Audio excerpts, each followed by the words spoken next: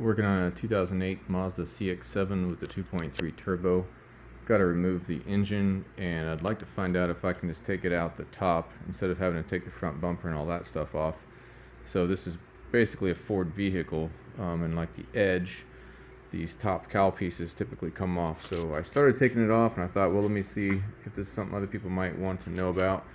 So I've got this top cowl off right here, and it's just held in with some clips. Basically 6 of these little pop-up clips. To completely remove it, you've got to disconnect the windshield wiper fluid hose.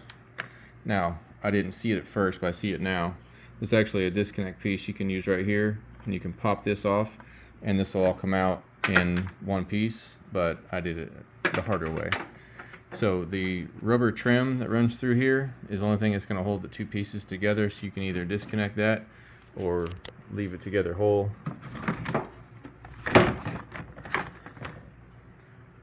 You can see the inside of it. Alright, next step, we've got to get this wiper arm out of the way. And it looks like there's a bracket that's attached to with some 10 mils. And there's a wire harness. Comes through here, that one's broken.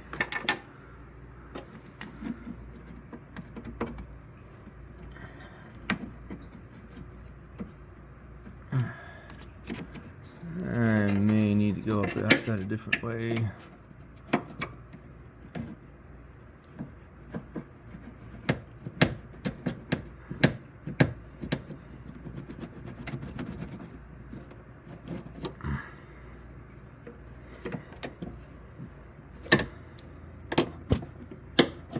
There it goes.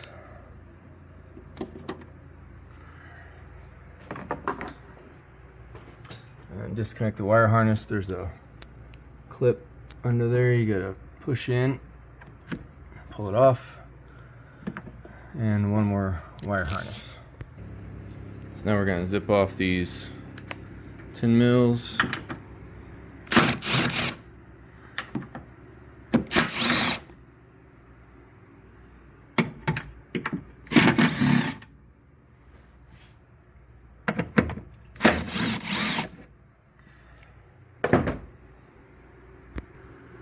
Those are the same size,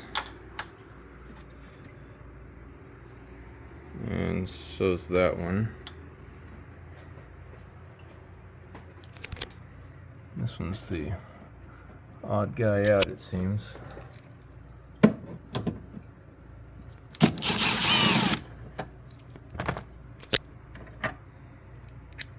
little longer.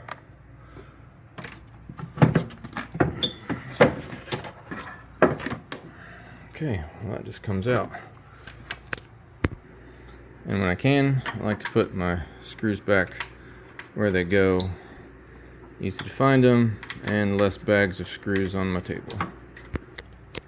So this lower metal cowl right here should come off pretty easily, but looks like they've got the brake reservoir mounted to it, so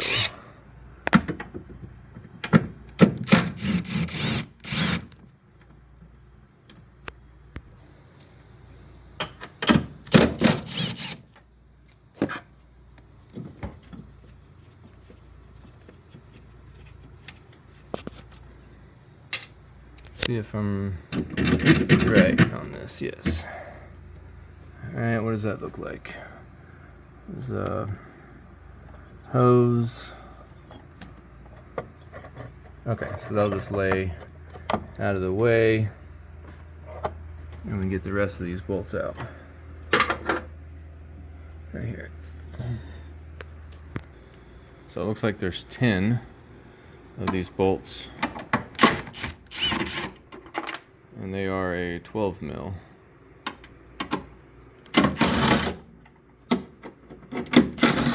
You get the idea. I'm gonna take them all off. Alright, all the bolts are out, bagged, and they're all the same size. Looks like that'll just pull right out.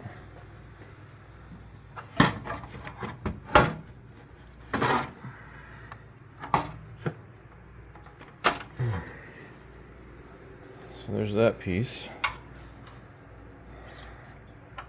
And you can tell the mice have gotten to it and built some nests. Here's what it looks like with that out of the way. And that looks like there should be plenty of room to pull the motor out of the top now, instead of having to replace the bumper. So the next thing I'll show, I guess, would be if that's actually true or not. Alright. Okay, so I'm finally to the point of ready to pull this thing. What a pain in the butt, by the way. Just prep work. I did take the fan off, although probably did more damage than it was worth to take it off, so definitely leave that in there if you can. My god, what a pain. So just a little look around.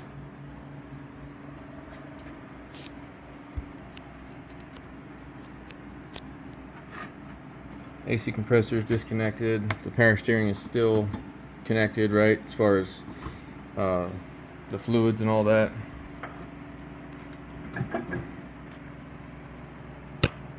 I decided to disconnect the catalytic converter from the turbo so that it would stay intact when I pulled it. See how that goes. Alright, let's just start lifting it.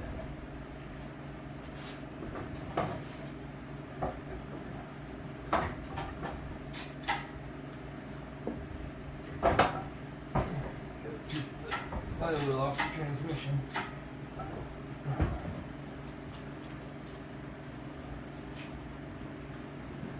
That is tight.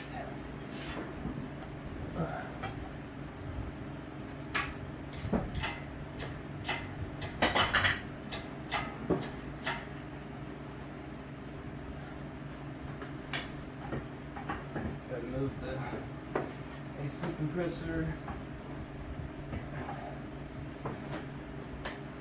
Show you.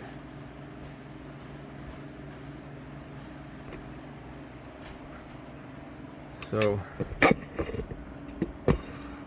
that's how close the flywheel is.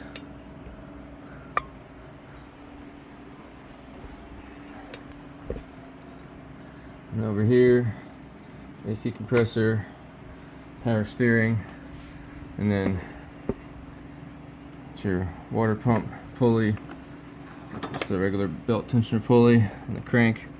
So it is tight.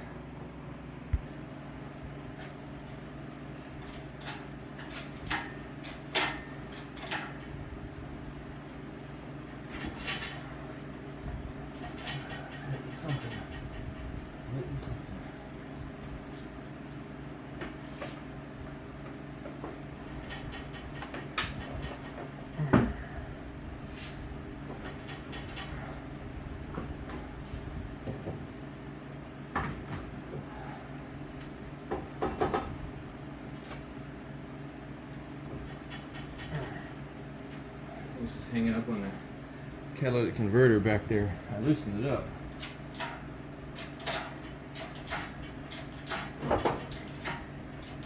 Popped off of it.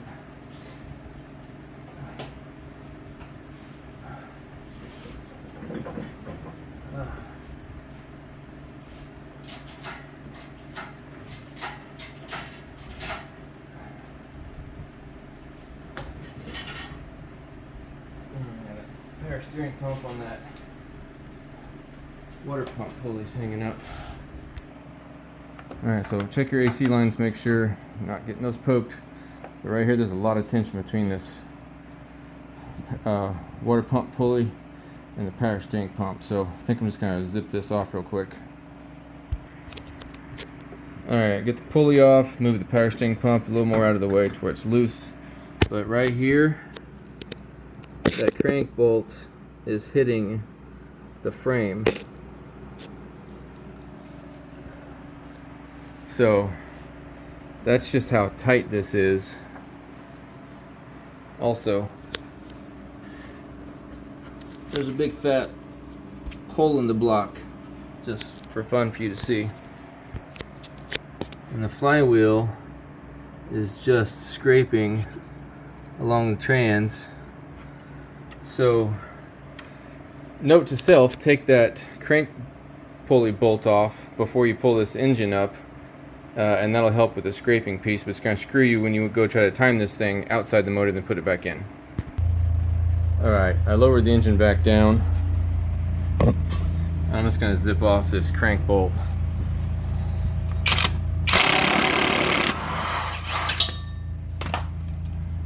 And that'll give us plenty of room without jamming it up in the sidewall.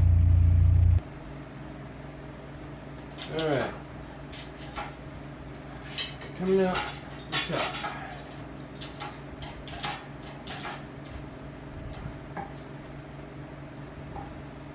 Always check your wiring. Left one connected.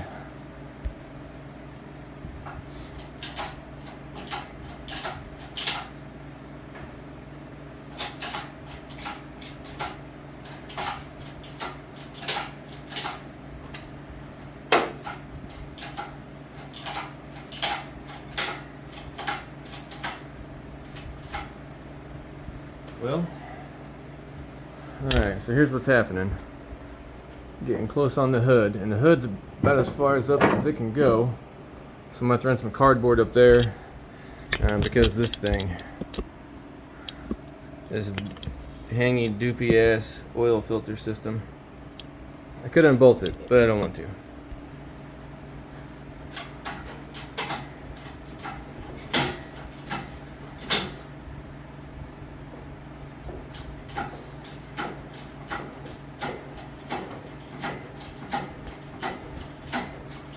Alright, it's clear.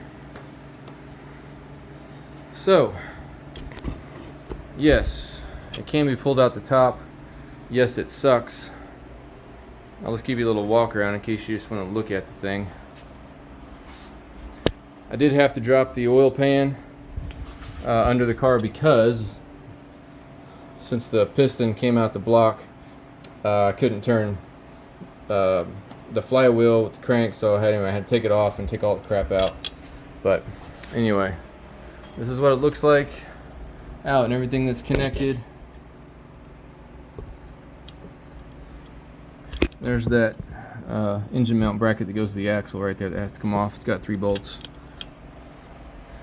Okay, well that's it for this one. Hope to help you guys out. Thanks so much.